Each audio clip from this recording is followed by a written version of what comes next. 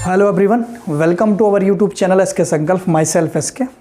आप लोग समझ गए होंगे आज हम क्या पढ़ने वाले हैं। आज हम जानेंगे एलएफ क्या है, इसकी स्पेशलिटी क्या है और इसका इफेक्ट क्या पड़ता है इकोनॉमी पर। ठीक है, आज हमारा ये 25 लेक्चर है इकोनॉमी का, तो इस सिलसिले को हम आगे बढ़ाते हैं। उससे मैं आपसे पहले चाहूँगा कि प्लीज़ अगर आप हमारे चैनल पर नए हैं तो प्लीज़ चैनल को सब्सक्राइब कर दीजिएगा और कमेंट, अगर वीडियोज़ अच्छी लगती है तो पॉजिटिव, अगर नहीं लगती है तो प्लीज़ नेगेटिव भी कमेंट करिएगा, कोई दिक्कत नहीं है उस चीज़ से। ठीक है, चलिए एलएफ जानते हैं। एलएफ क्या है? सिंपल लिखा हुआ है एलएफ मतलब कि लिक्विडिटी एडजस्टमेंट फैसिलिटी।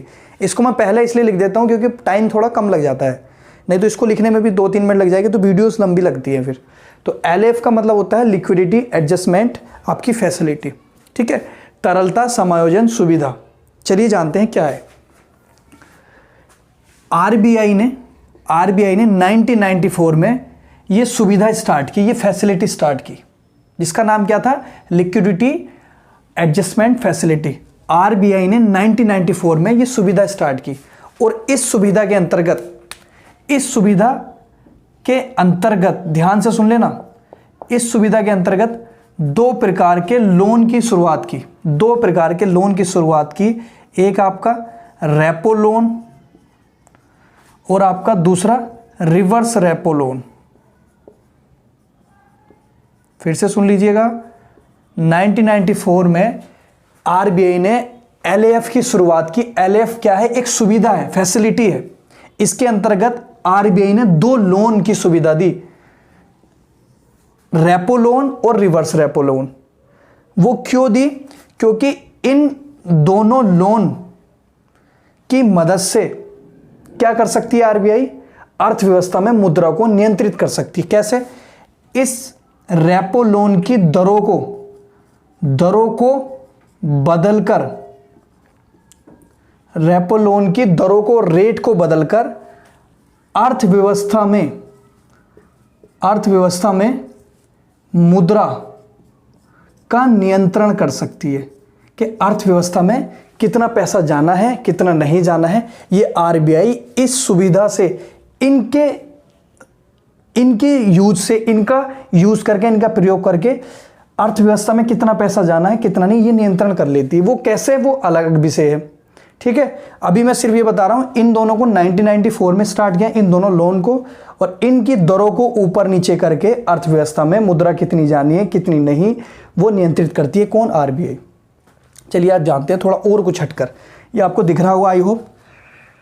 ठीक है, दिख रहा है ना? अब देखना, हम स्टार्ट करते हैं। जैसे कि आपका आरबीआई होता है और यहां आपका बैंक है। अब मैं कोई भी बैंक मान लेता हूं, यहां पर मैं एसबीआई बैंक मान लेता हूं। ठीक है, और यहां पे आरबीआई तो आपको पता है एक ही है, रिजर्व बैंक ऑफ इंडिया। इसको ध्यान से समझ लेना। मैंने आपको बताया था रेपो लोन।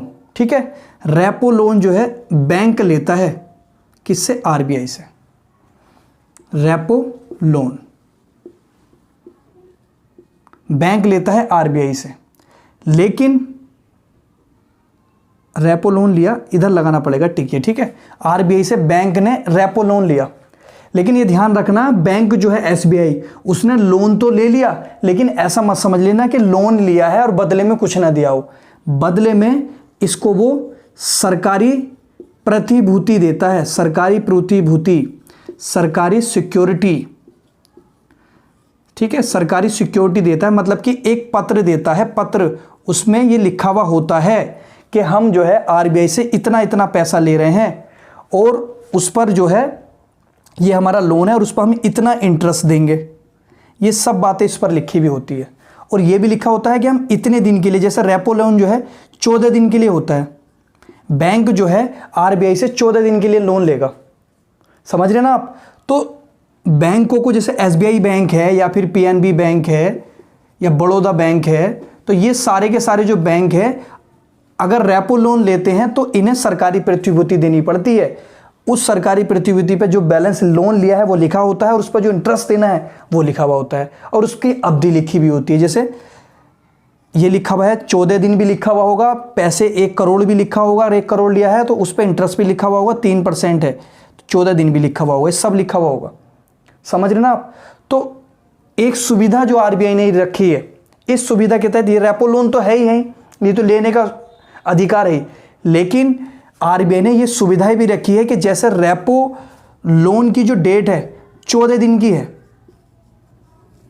14 दिन की है कि बैंक जो है 14 दिन के लिए आरबीआई से क्या ले लेती है? लोन ले लेती है। लेकिन आरबीआई अपने पास एक अधिकार रखती है, वो अधिकार ये रखती है कि आरबीआई को अगर ये महसूस हुआ और ये ज़रूरत हुई कि उसने भले ही वो बैंक को, एसबीआई को, पीएनबी को, बड़ौदा बैंक को 14 दिन के लिए दिया है ऋण, लेकिन अगर आरबीआई को लगता है कि मुझे ये 14 दिन से पहले चाहिए, मुझे ये 3 दिन में चाहिए, मैंने भले ही 14 दिन में दिया है, 4 दिन में चाहिए मुझे, भले उसे 5 दिन में फील हो जाए, 6 दिन में हो जाए, उसे 14 दिन का वेट नहीं हो रहा, तो उस स्थिति में वो उसकी सरकारी प्रतिभूति वापस कर देगी, ठीक है, और अपना लोन वापस ले लेगी।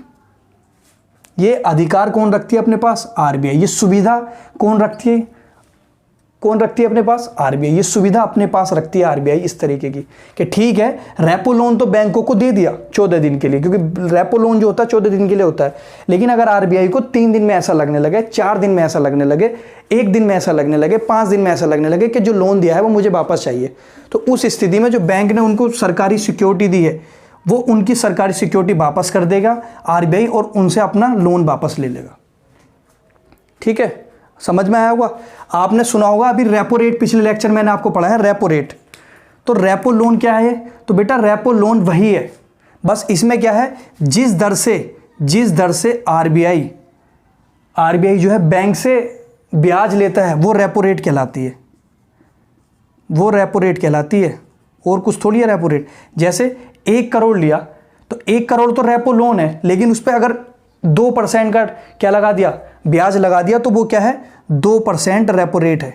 जैसे अभी 4% चल रहा है, अगर बैंक जो है आरबीआई से अगर लोन लेंगे, रेपो लोन लेंगे, तो अभी उन्हें 4% देना पड़ेगा ब्याज के रूप में, उसे 4% देना पड़ेगा। तो रेपो लोन तो यह है कि मनी ले ली, लेकिन उस पर जो ब्याज देते हैं वो रेपो रेट कहलाता है। तो अभी 4% है, तो इस चीज़ को समझिएगा, बैंक जो है रेपो लोन लेती है और सरकारी प्रतिभूति देती है, किसको? आरबीआई को। इनसे रेपो लोन ले लिया और सरकारी प्रतिभूति दे दी, लेकिन ये अपनी एक अधिकार रखते हैं आरबीआई, भले ही 14 दिन के लिए, लेकिन वो अपना उसे 1 दिन में भी वापस ले सकते हैं, 2 दिन में भी, 3 दिन में भी, 4 दिन में, 5 दिन में भी। रेपो लोन में क्या है, बैंक रेपो लोन लेता था ना, ये स्थिति समझ में आ चुकी है, ये अधिकार है, एक सुविधा है उनके पास कि वो अपना पैसा कभी भी ले सकती है आरबीआई। क्लियर? अब एक स्थिति और समझते हैं, ये तो आप रेपो लोन समझ गए, रेपो रेट वही जो आरबीआई से इंटरेस्ट लेती है। अब अगली कंडीशन समझते हैं, जैसे आपका ये आरबीआई है, ठीक है, दिख रहा है ये, अब ये बैंक है, अब मैं बैंक मान लेता हूं कोई दूसरा बैंक, जैसे कि देना बैंक है, या कोई भी बैंक मान लो, फिर से एसबीआई मान लो, कोई इशू नहीं है उसमें, एक बैंक हो गया, इधर आरबीआई हो गया। अब आपको कई बारी मैंने आपको बताया था कि जब बैंकों को पैसे की ज़रूरत पड़ती है तो वो आरबीआई से रेपो लोन ले लेते हैं, लेकिन कई बार ऐसा होता है कि बैंकों को पैसे की ज़रूरत ना पड़ के बैंकों पे ज़्यादा पैसा हो जाता है, पूरे दिन का काम कर्जा करने के बाद उनके पास ज़्यादा पैसा बच जाता है, तो उस स्थिति में वो बैंक जो है ना, अपने पास पैसा रख के उसे कोई फ़ायदा नहीं है, तो उस स्थिति में वो क्या करते हैं, आरबीआई को रखने के लिए देते हैं, क्योंकि आरबीआई से उन्हें फ़ायदा है कि वहाँ पर रख देंगे तो उन्हें कुछ ना कुछ इंटरेस्ट के रूप में मिल जाएगा, लेकिन अपने वहीं पर रखेंगे तो उन्हें कुछ नहीं मिलने वाला है। तो उस स्थिति में जो है बैंक जो है, जो पहले ले रहा था रेपो लोन, अब वो रिवर्स कर रहा है, तो उसको बोलते हैं रिवर्स रेपो लोन, उसे बोलते हैं रिवर्स रेपो लोन। तो उस स्थिति में जो है आरबीआई को जो है सरकारी सिक्योरिटी इनके पास रखनी पड़ती है, क्योंकि ये जब अपना लोन दे रहे हैं इनको, तो आरबीआई से कुछ तो लेंगे कि हाँ, तो ये आरबीआई कुछ वही सेम सरकारी प्रतिभूति या सरकारी सुरक्षा के रूप में एक पेपर देते हैं, बस, और क्या है, तो वो देंगे, आरबीआई देंगे इसको, क्योंकि इसने अपना पैसा रखवाया है तो कुछ तो प्रूफ लेंगे ना, तो बैंक कुछ प्रूफ ले लेते हैं, उसे सरकारी सिक्योरिटी बोलते हैं। तो रिवर्स रेपो लोन जो है बैंक आरबीआई को देता है, और रेपो लोन जो है आरबीआई बैंक को देता है।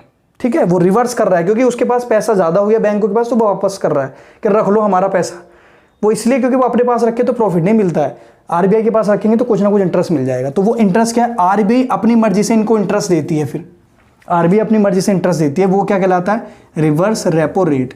जैसे कि बैंकों का पैसा रखा है इन्होंने लोन के रूप में आरबीआई ने, तो आरबीआई अपनी मर्जी से देगी। तो मैंने आपको बताया था रेपो रेट से कम ही होता है, अब रेपो रेट से कम होता है, अगर ये 4% है तो रिवर्स रेपो रेट 3% होगा। वो अगर 4 है तो ये 3 होगा, ये कम ही होगा मतलब 1%। तो अब जो मैं कह रहा हूँ इसमें क्या है, जैसे बैंकों से आरबीआई ने लोन ले लिया, हालांकि आरबीआई ने नहीं लिया है, बैंक ने रखा है खुद ने। तो बैंक ने जब रख रखा है आरबीआई ने, बैंकों ने आरबीआई को रखने के लिए दे रखा है, तो आरबीआई को पूरी सुविधा है, आरबीआई को पूरी सुविधा है या आरबीआई को पूरा अधिकार है कि भले ही उसने बैंक ने जो है आरबीआई को रखने के लिए दे दिया है क्या, लोन, या फिर आरबीआई को लोन दे दिया किसने, बैंक ने, लेकिन आरबीआई को पूरा अधिकार है कि वो जब चाहे उनका लोन उनको वापस कर सकता है। किनको? बैंकों को। ये सुविधा उसने अपने पास रखी है, ये अधिकार उसने अपने पास रखा है।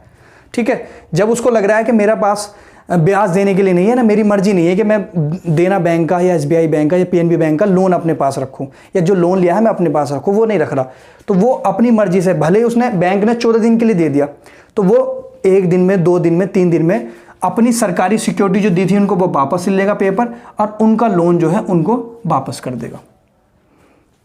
तो ये जो सुविधा है, ये जो लायबिलिटी है, ये लिक्विडिटी है, तरलता है, ये समायोजन जो एडजस्टमेंट है, ये सारा जो है आरबीआई ने अपने पास अधिकार रखा है कि अगर बैंक से लोन लेता है, अगर बैंक लोन ले लेता है आरबीआई से, तो आरबीआई को अधिकार है कि वो अपना लोन वापस ले ले। अगर बैंक जो है आरबीआई को लोन देते हैं तो वो आरबीआई को अधिकार है कि अपना लोन वापस दे दें उसको, वो बैंकों को।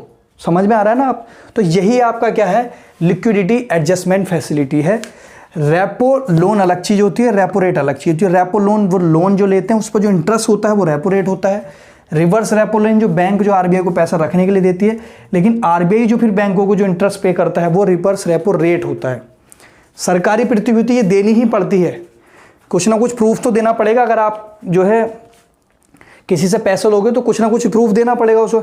मोबाइल गिरवी करोगे, गाड़ी गिरवी करोगे, बाइक गिरवी करोगे, कुछ ना कुछ गिरवी रखनी पड़ेगी, रिंग, माला, वटेवर कुछ भी, तो वो तो आपको रखना ही पड़ेगा। तो वो एक तरीके से आपकी प्रतिभूति हो गई, सुरक्षा हो गई कि भाई से रख लो, मुझे कुछ पैसा दे दो। तो ये चलता है। तो आई होप आपको जो है ये लिक्विडिटी एडजस्टमेंट फैसिलिटी समझ में आया होगा। एलएफ ये भी एक टूल्स है, ये भी एक टूल्स है। ठीक है, अब आपको लगता है कि कैसा टूल्स है, तो वही है कि जब आरबीआई को लग रहा है कि पैसा ज़्यादा हो रहा है तो अपना लोन वापस ले लेगा वो, कि मुद्रा जो है ज़्यादा हो रही है अर्थव्यवस्था में, तो वो बैंकों से पैसा ले लेगा अपना रेपो लोन वापस।